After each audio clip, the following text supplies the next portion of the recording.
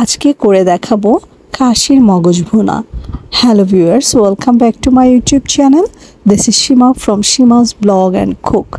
আর মগজ ভুনাটি করেছি সরিষার তেল দিয়ে। অবশ্যই চেষ্টা করবেন এটা সরিষার তেল দিয়ে করার জন্য। তো প্রথমে আমি তেলটা পাত্রে দিয়েছি। এখানে 4-5 টেবিল চামচের মতো তেল আছে।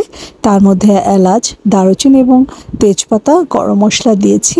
কিছুক্ষণ পরে 3টা বড় সাইজের পেঁয়াজ কুচি করে দিয়েছি। 1 চামচ আদা রসুন বাটা দিয়েছি।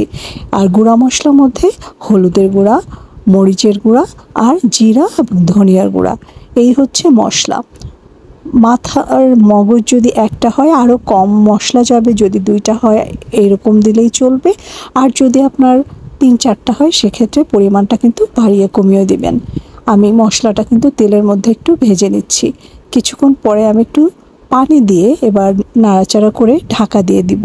পানি দিয়ে যদি মশলাটা কষিয়ে নেন এর থেকে কাঁচা গন্ধটা চলে যাবে। আর মগজটা যেহেতু অনেক তাড়াতাড়ি রান্না হয়ে যায়, সেক্ষেত্রে অবশ্যই কিন্তু মশলাটা ভালো করে কষিয়ে এর থেকে একেবারে তেলটা সেপারেট করে ফেলতে হবে। তো দেখেন, আমি যখন পানি দিয়ে কষিয়ে নিয়েছি, তো এখন পেঁয়াজ এবং মশলাগুলো কিন্তু একেবারে কুকড হয়ে গেছে আর বাজে গন্ধটাও চলে গেছে। তো একটু ভেজা ভেজা অবস্থাতে আমি 2টা খাসির মগজ দিয়ে দিচ্ছি। আজকে আমি 2টা মগজের জন্য এইটুকুই মশলা দিলাম।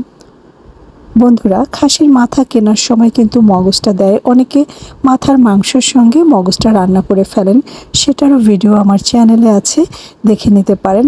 তবে আমার মাঝে মাঝে এরকম মগজটা আলাদা ভুনা করতেই বেশি ভালো লাগে। মশলার মধ্যে আমি একটু নাড়াচাড়া করে আবার একটু পানি দিচ্ছি, কারণ এই মগজটা কিন্তু সিদ্ধ হতে হবে। ভালো করে কুক না হলে কিন্তু আবার সেটা খাওয়াটা ঠিক হবে না। তো আমি দেখেন কুক হওয়ার জন্য ঢাকাটা দিয়ে 1 মিনিটের মতো রেখেছিলাম। এর ফলে মগজটা কিন্তু কালারটা দেখেন চেঞ্জ হয়ে গেছে এবং একটু শক্ত হয়ে গেছে।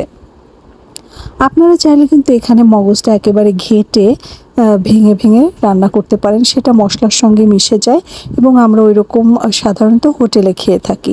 কিন্তু আমার বাসার কেউই পছন্দ করে না যদি ওটা একেবারে ঘেটে দেওয়া হয়, তাই আমি একটু আস্তে আস্তে রান্না করতে চেষ্টা করছি। দেখেন, ঢাকা দেওয়ার পরে কিন্তু মগজটা একেবারে রান্না প্রায় এখানে 80%ই হয়ে গেছে। তো আমি আর নাড়াচাড়া করার জন্য কিন্তু কড়াইয়ের হ্যান্ডেলটা ঘুরিয়ে ঘুরিয়ে রান্না করছি, এতে করে কিন্তু মগজটা আর ফাটবে না। এবার আমি একটু ঝোলের জন্য পানি দিয়ে দিচ্ছি। এই পানিটা শুকিয়ে গেলে কিন্তু মগজটা আমি নামিয়ে ফেলতে পারবো। খুবই কম সময়ের মধ্যে মগজ রান্না হয়ে যায় এবং এরকম রেসিপি ফলো করলে একটা মগজ দিয়েই 2জন মানুষের অনেক ভালোভাবে খাওয়া হয়ে যায়। ঢেকে ঢেকে রান্না করার চেষ্টা করছি।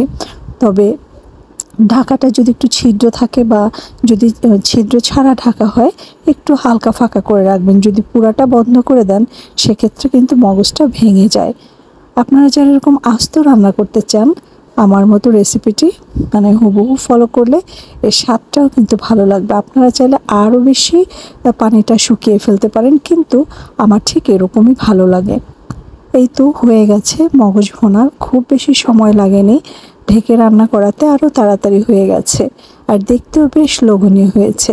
এখন আমি একটা বাটার নাইফ দিয়ে এটাকে টুকরো করে দিচ্ছি। দেখুন, একেবারে ভালো মতো রান্না হয়েছে। আশা করি রেসিপিটি ভালো লেগেছে। শেয়ার করতে ভুলবেন না।